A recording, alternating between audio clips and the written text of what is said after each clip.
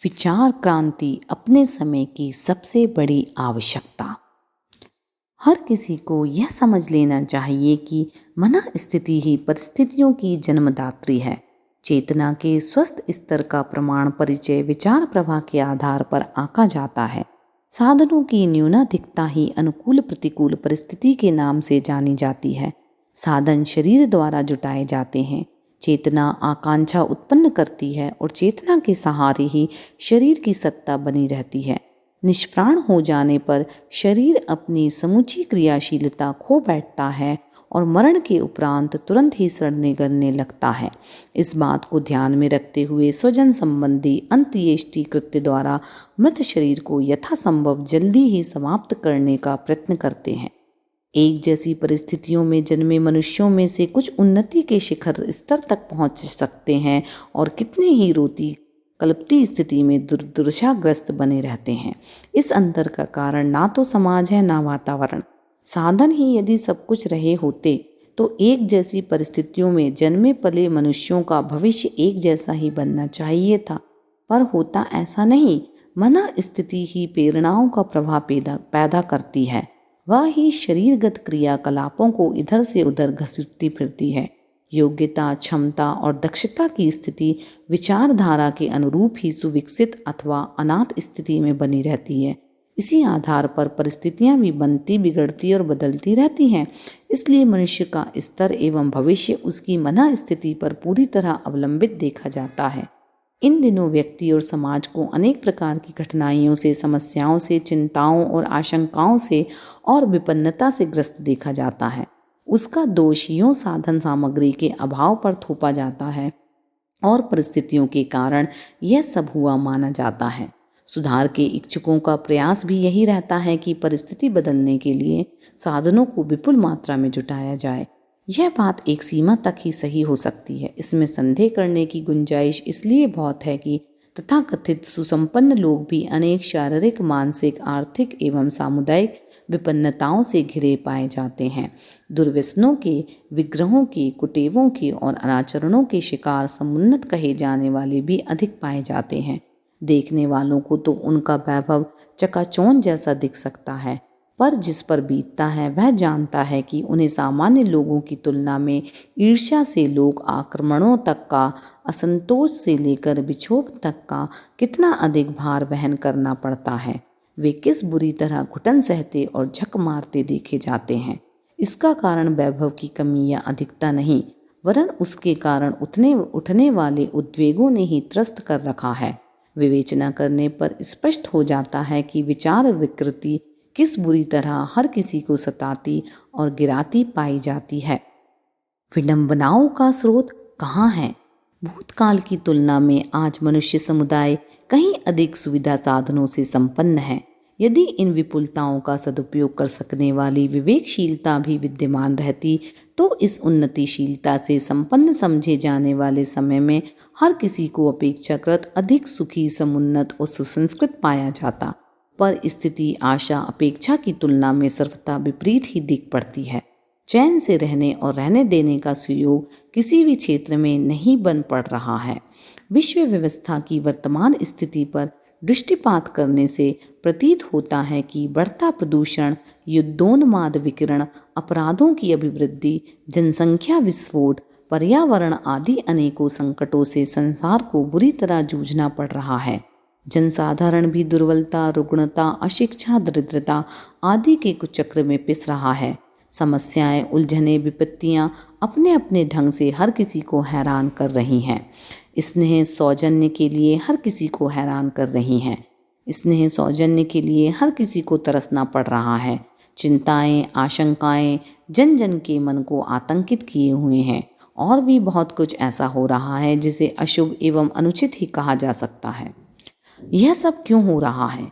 इस प्रश्न पर विचार करने वालों को हतप्रभ हो जाना पड़ा है।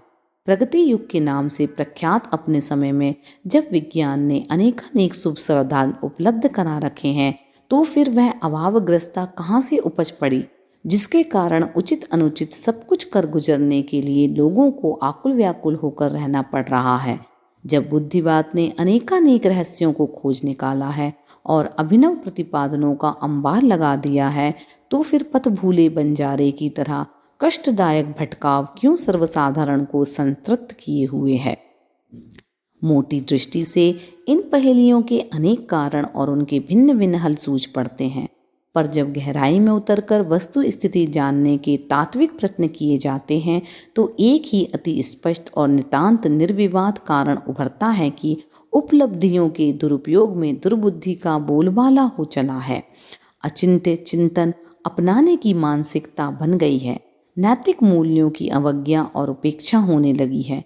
जल्दी से जल्दी अधिक से अधिक वैभव बटोरने की ललक इतनी उग्र हो उठी है कि राजमार्ग पर चलकर लक्ष्य तक पहुंचने के लिए कोई तैयार नहीं।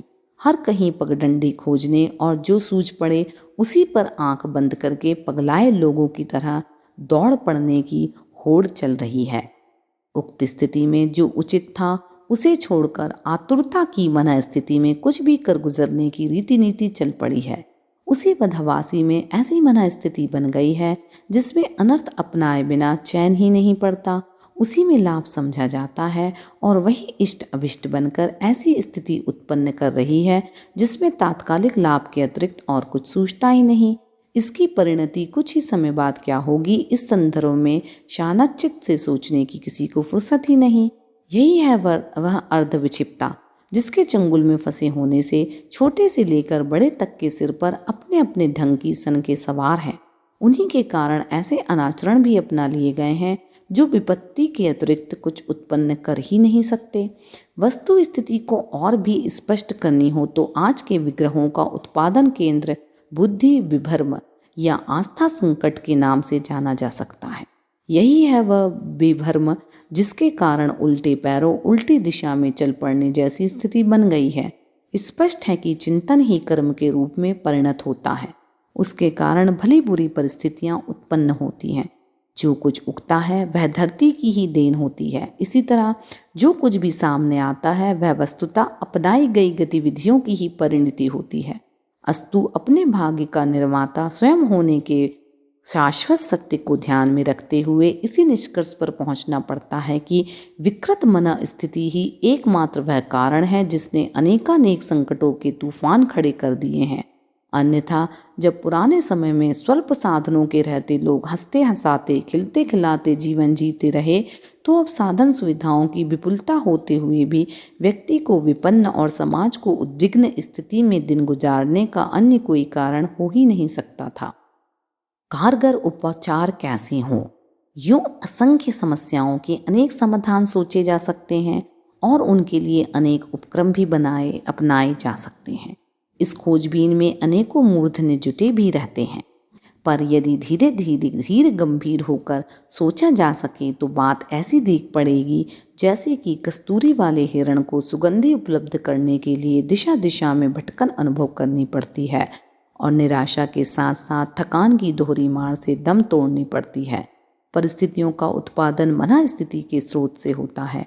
यदि इतनी मोटी बात समझ ली गई होती तो समाधान के लिए अनेकानेक उपचार अपनाने की अपेक्षा उसकी जड़ ही पकड़ में आ जाती। विकृत चिंतन को निरस्त करने का काम ही संपन्न कर लिया जाए तो वह सब कुछ बदल जाएगा जो मानवीय गौरव गरिमा के ना तो अनुरूप है और ना अनुकूल। रोगी को प्राण संकट से उबारने के लिए इमरजेंसी उपचार तत्काल किया जाना आवश्यक होता है। इस समय एक ही निर्धारण यह है कि जनमानस के परिष्कार को सर्वोपरि प्राथमिकता दी जाए। विचार क्रांति को समस्त उपलब्धियों की तुलना में अधिक महत्वपूर्ण और आवश्यक मानते हुए उसी लक्ष्य वेद पर समग्र कौशल को केंद्रित किया जाए। लोकमानस को यदि सही मार्ग पर चलने के लिए सहमत किया जा सके तो समझना चाहिए कि अगणित संकटों का समाधान मात्र एक ही उपचार से संभव हो गया। समझा और समझाया जाना चाहिए कि जब शरीर यात्रा का निर्वाह थोड़े से परिश्रम से ही संभव हो सकता है तो सोने के भंडार जमा करने के लिए लालायित होने का क्या औचित्य है। अधिक बटोरना, अपने सिर पर असह्य भार लादना और उसे खींचने में समूची क्षमता गंवा बैठना भला किस प्रकार बुद्धिमानी का चिन्ह हो सकता है। गुंजाइश से अधिक चटोरेपन से प्रेरित होकर पेट में अभक्ष्य ठूंसते रह जाना तो दर्द उल्टी होना ही चाहिए, कभी कभी तो प्राण संकट तक खड़ा हो सकता है। व्यसन, विलासिता, अमीरी, प्रदर्शन का ठाठ एवं अहंकार का उन्माद यदि सब मिलकर एक साथ आक्रमण करे तो समझना चाहिए कि घायल गधे पर एक साथ कौवे, चील, गिद्ध, सियार और कुत्ते दौड़ने जैसी स्थिति बन गई और बारी बारी से नीचे जाने की अधिक कष्टदायक घड़ी सामने आ खड़ी हुई।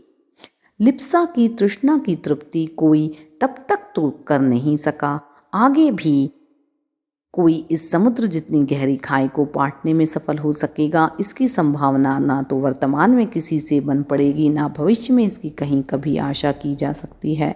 4 दाने का लालच चिड़ियों और मछलियों के लिए प्राण गंवाने के संकट में पुसा देता है। अतिशय लालच के वशीभूत होकर जिन कुकृत्यों को अपनाया जाता है वे नशेबाजी की तरह क्षणिक आमोद से ललचाकर व्यक्ति को हर दृष्टि से खोखला और अकाल मृत्यु का ग्रास बनाकर ही छोड़ते हैं। यदि उन्हें वस्तु स्थिति से अवगत कराया और कुटवे को छोड़ने के लिए किसी प्रकार सहमत किया जा सकता तो इतने भर से उस व्यक्ति का संबंध परिवार का और प्रक्रांतर से समूचे संसार का हित साधन हो सकता था। विचार क्रांति अनिवार्य है। यह समझने और उस संकट की ओर से लौट पड़ने का काम स्वयं अपने विवेक से किया जा सके तो और भी अच्छा। अन्यथा हितैषियों का कर्तव्य है कि आत्महत्या के लिए उतारू आवेशग्रस्त को बलपूर्वक दबोचकर औचित्य तक ही सीमित रहने के लिए बाधित किया जाए। आज के आस्था संकट से ग्रसित लोगों को महामारी ग्रसित विपत्ति झेलने वालों की श्रेणी में गिनते हुए उन्हें रोग मुक्त करने के लिए यह सभी कुछ किया जाना चाहिए। प्रकारांतर से यही है महान परिवर्तन प्रस्तुत कर सकने वाली विचार क्रांति की रूपरेखा। लोकमानस के परिष्कार नाम से भी इसी का उल्लेख होता है। अवांछनीय मान्यताओं, गतिविधियों की रोकथाम के लिए यह अनिवार्य रूप से आवश्यक है। इसे संपन्न करने के लिए हमें आपत्तिकालीन स्थिति से निपटने जैसी उदार साहसिकता का परिचय देना चाहिए। पड़ोस में हो रहे अग्निकांड के समय मूक दर्शक बने रहना किसी को भी शोभा नहीं देता, विशेषतया उनको जिनके पास फायर ब्रिगेड जैसे साधन हैं। विवेकशीलता और उदारता से संपन्न लोगों के लिए यह अशोभनीय है कि विश्व संकट का समाधान समझते हुए भी उस संदर्भ में जो सहज अपने से बन पड़ सकता था उससे उपेक्षा दिखाए, अनम्यस्तता जैसी निष्ठुरता अपनाए। बाहरी सहायता से अधिक देर तक किसी का काम नहीं चल सकता, उससे विपत्ति की बेला में यत्किंचित सहायता भर मिल सकती है। काम तो अपने पैरों पर खड़े होने से ही बनता है। अपनी भुजाओं का पुरुषार्थ ही निर्वाह साधन जुटाने से लेकर प्रगति पथ पर अग्रसर होने जैसे सुयोग जुटाता है। रक्तदान से आहत को तात्कालिक राहत ही दी जा सकती है। जीवित रहने की आशा तभी बंधती है जब अपना शरीर स्वयं रक्त उत्पादन करने लगता है। मानवीय करुणा के नाते अभावग्रस्त की सहायता तो होनी ही चाहिए, किंतु स्थायी समाधान तभी बन पड़ेगा जब अपने बलबूते अपनी समस्याओं से निपटने की साहसिकता उभरे। दानों में सबसे बड़ा दान एक ही है कि व्यक्ति की प्रस्तुत मानसिकता को झकझोर कर जागृत बनाया जाए, अपनी भूलें सुधारने और अपने भाग्य निर्माण करने के लिए साहसिकता अपनाने के लिए सहमत किया जाए। विचार क्रांति में यही किया जाता है कि भटकाव के दुष्परिणामों की मान्यताओं को इतनी गहराई तक पहुंचाया जाए, अवांछनीयता अपनाए रहने की स्थिति से पीछा छुड़ा सकने की बात बन पड़े। सुखद संभावनाओं के निकट तक जा पहुंचने के लिए चल पड़ने वाला पौरुष अपनाने के लिए कटिबद्ध होने का उत्साह जगाया जाए।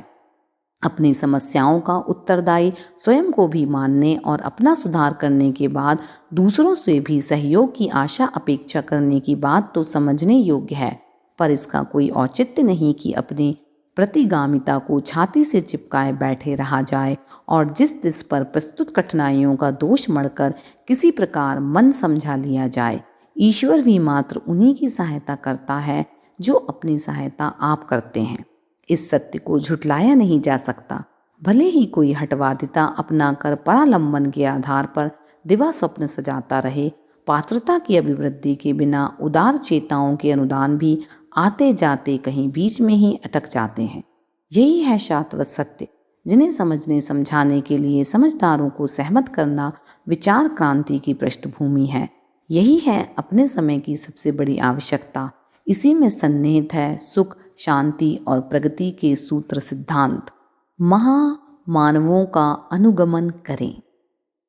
उदार चेता विचारशीलों को अपने क्रियाकलापों में इसी पुण्य परमार्थ का समुचित समावेश किए रहने की मानसिकता अपनानी चाहिए।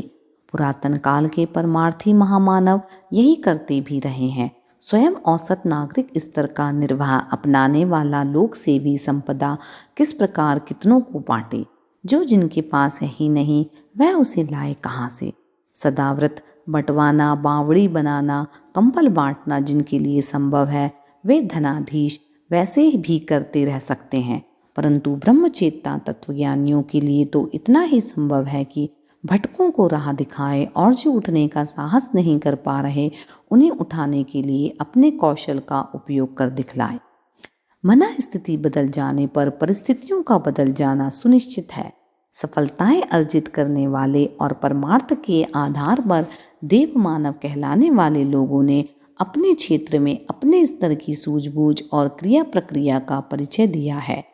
यही है करणीय और अनुकरणीय।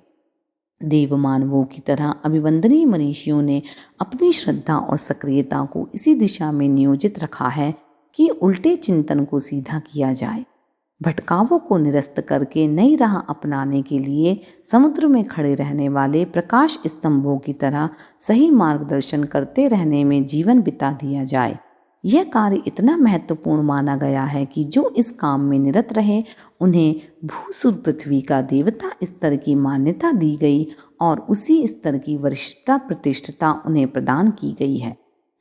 विद्यमान जन समुदाय में से अधिकांश लोगों का अधिकांश चिंतन और अधिकांश क्रियाकलाप दिग्भ्रांत स्तर का बना हुआ है। इसको बदले, सुधारे और उच्च स्तरीय बनाए बिना किसी प्रकार गति नहीं। इसके हिलाए जन जन से संपर्क करना, घर घर अलग जगाना, विचार गोष्ठियों के माध्यम से प्रस्तुत परिस्थितियों को और उनके समाधान पर प्रकाश डालते रहने का उपक्रम अपनाना आज का सबसे बड़ा काम है। अपने मिशन ने इसी प्रयोजन के लिए प्रज्ञा परिवार में साहित्यिक सत्संगों और दीप यज्ञ आयोजनों की योजना बनाई और तत्परता पूर्वक चलाई है। वाणी द्वारा सत्संग प्रक्रिया अपनाने की तरह लेखनी के माध्यम से स्वाध्याय के साधन जुटाना भी उतना ही आवश्यक है। लेखनी और वाणी का स्वाध्याय और सत्संगों का आधार समान रूप से महत्वपूर्ण है। दोनों के मिलने से ही बिजली के दो तार मिलने पर करंट उत्पन्न करने की तरह समग्र उपक्रम बन पड़ता है। गाड़ी के दोनों पहियों की समान उपयोगिता है। साथ ही यह प्रबंध भी करना पड़ता है कि दोनों मिलजुल कर समान रूप से भार वहन करने की प्रक्रिया को संपन्न करते रहें। युग साहित्य का सृजन शांति कुंज में जिस स्तर पर हो रहा है उसे अनुपम कहा जा सकता है। उसमें भविष्य को उज्जवल बनाने वाले वर्तमान का निर्धारण सुझाया जाता रहता है। इसे सर्वत्र युग मनीषा के प्रसाद अनुदान स्तर की मान्यता मिल रही है। विचार क्रांति अभियान को अपने समय की सशक्त महाक्रांति कहना चाहिए। इस अभियान को सतयुग की वापसी के लिए, नवयुग के गंगावतरण के लिए किए जा रहे प्रचंड प्रयास के रूप में समझा और अपनाया जा सकता है। अच्छा हो युग धर्म को पहचाना जाए और भावनाशील वर्ग को युगांतरीय चेतना के साथ संबद्ध किया जाए। वरिष्ठों के सम्मिलित प्रयासों की इन दिनों महती आवश्यकता है। इसकी भागीदारी का सुयोग प्रत्येक प्राणवान को उपलब्ध कराया जाना चाहिए, विशेषतया तब जबकि वह अवसर स्वयं अनेक अरमान लिए अपने ही द्वार पर आ खड़ा हुआ है।